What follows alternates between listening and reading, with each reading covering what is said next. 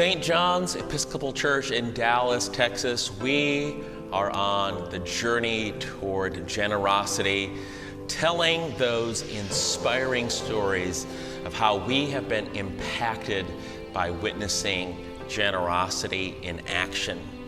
Today we hear from Jim Stacy, who oversees our pastoral ministries at the church. Hi, Jim here. You may have seen me around St. John's, my other home.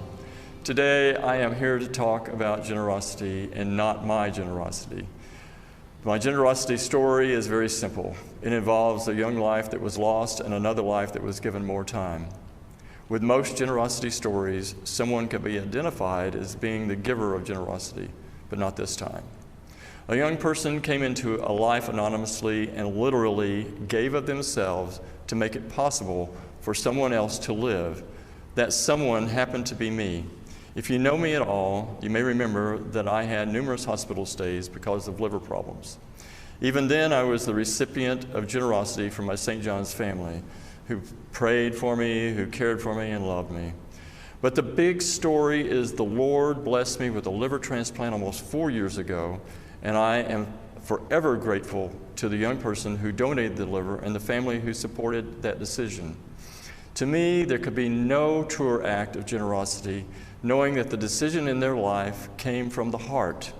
Bet they never thought they would be the subject of a story of generosity. In life, you can give or receive a lot of things, but how often can you receive the gift of life from someone who willingly gives of themselves and probably without ever thinking of what the outcome would be? I have been the recipient of generosity, not only from this young person and their family, but also from my St. John's family, who provided meals and transportation during my recovery.